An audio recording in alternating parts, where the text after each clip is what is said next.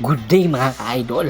Update tayo sa PBE doubleheader Saturday na kung saan naglaro nga sa first game ang Terra Perma Jeep kontra sa Blackwater Boxing. Sa score na 92-91 ay nanalo nga ang Terra Perma Jeep. Ang kartada nila ngayon ay 3 win and 2 losses sa pangunguna ni Wami Chongso na siya rin naging best player of the game na kung saan kumana ito ng 20 points, 6 rebounds at 3 assists para pangunahan ang Terra Perma Jeep. Tatlong player ng Terra Perma Jeep ang nasa double figure. Si Go meron 17, Stephen Holt meron 21. Samantala sa Blackwater Boxing, 4 na player ang nasa double figure. Si Rosario 23, Ilagan 15, Suerte 12 at Ginto 10. Kaya naman inaasahan sa mga susunod na game ay mas lalo pang aangat ang kartada at performance ng Terra Perma Jeep kung maganda ang ilalaro. Samantala sa second game, ito yung debut game ng Magnolia sa Philippine Cup na kung saan nakalaban nga nila ang Converge Fiber Xers sa score na 106-75. Nanalo nga ang Magnolia Pambansang Manok Timplados at tinambakan ang Converge Fiber Xers. At ang kartada ngayon ng Converge ay 0 wins and 5 losses.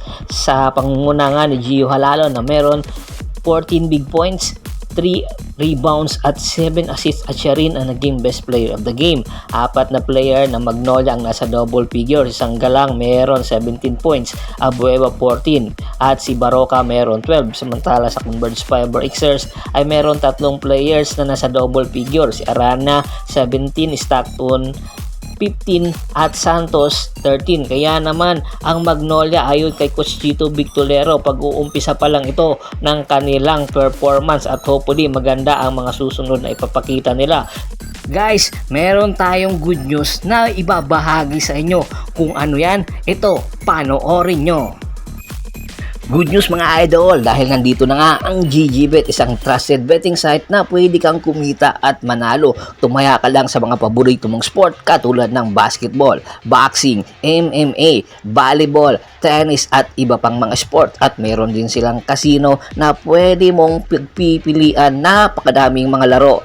At pwede rin kayong tumaya sa ML, Dota at iba pa ang klaseng mga sports. Mag-cash in ka lang, gamitin mo lang ang PayMaya, GrabPay, Coins.ph, Bitcoin at iba pa. Gamamit ka lang sa promotional code na DANG2024 para makakuha ka ng limpak-limpak na bonus. Kung mas malaki ang ika-cash in mo, mas malaki din ang iyong bonus. Ano pa hinihintay mo? Mag-register na sa DANG2024 para magkapaglaro ka at manalo ka na. At dito nga sa NBA, tumaya ka lang or magtaya ka sa kuponan mong Golden State Warriors or Dallas Mavericks, malaki ang iyong makukuhang premyo kung malaki din ang iyong itataya. Ano pang hinihintay nyo mga idol? Tumaya na at manalo, mag-register na agad.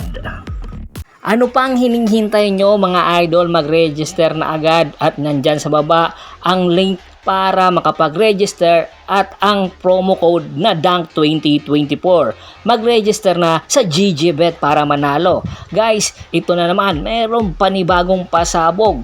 Meron daw binubuo ang Barangay Ginebra San Miguel na core para sa 2025 season nila. Sa katunayan, paghahanda daw ito ng Barangay Ginebra sa kanilang posibleng pagbulusok at pagkuha sa Grand Slam na matagal na ngang gustong makamit ng Barangay Ginebra San Miguel.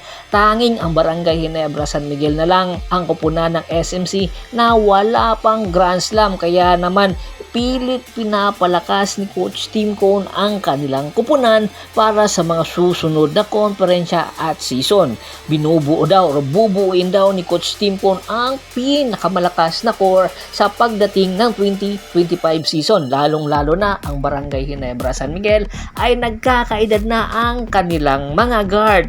Dahilan para mag-acquire na naman ngayon si Coach Tim Cone ng panibago niya lineup para nga sa pagbuo ng core na yun.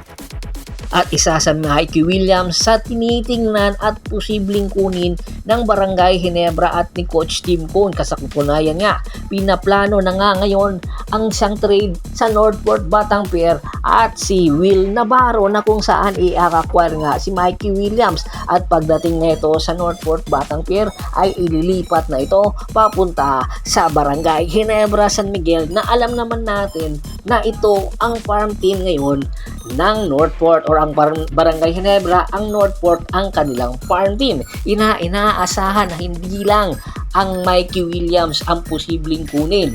Matagal na rin pinag-uusapan na si Ray Parks Jr. ay posible rin kunin ng Barangay Ginebra dahil nga naglalaro pa ito ngayon sa B-League. Alam naman natin, napakaganda ng ipinapakita nito sa B-League at napakalaki ng kanyang sinasahod, pero hindi ka dahil kayang-kayang tapatan ito ng Barangay Ginebra San Miguel kung ano ang meron kontrata doon, at kayang-kayang i-buy out ito ng Barangay Ginebra para lang makabuo ng core na mas lalakas pa sa kanilang core ngayon. Kaya naman, hindi lang rin si Ray Parks Jr., pati si Alin Bolanadi na nasa Northport na ngayon. Si Alin Bolanadi ang gustong kunin din ni Coach Tim Cone dahil sa kanyang pagiging slasher. Alam ni Coach Tim Cone kung paano pa maipa-improve ang performance na meron si Alin Bolanadi.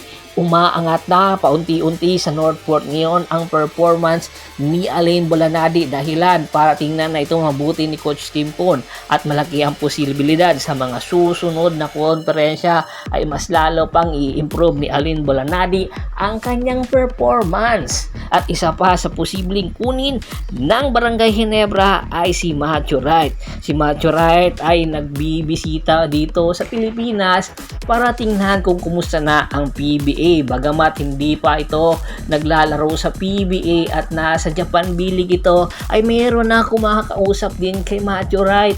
Alam natin na matagal na rin itong gustong kunin ni Coach Tim Cone dahil nga sa kanyang pagiging streak shooter. Alam natin na ang Barangay Ginebra San Miguel ay walang streak shooter sa kanilang lineup. Si Bon Pisomal ay hindi naman consistent sa kanyang ipinapakitang performance, kaya si Matthew Wright ay isa rin sa mga posibleng idagdag sa core ng Barangay Ginebra San Miguel. Iilan lang itong mga player na gustong kunin ni Coach Tim Cone: si Ray Parks, si Matthew Wright, at si Alin Bolanadi, at hopefully daw isasama pa nila si Chris Newsome at kukunin din si Greg Slaughter sa mga susunod na konferensya. Yan ang plano ng Barangay Ginebra. Ano sa tingin nyo?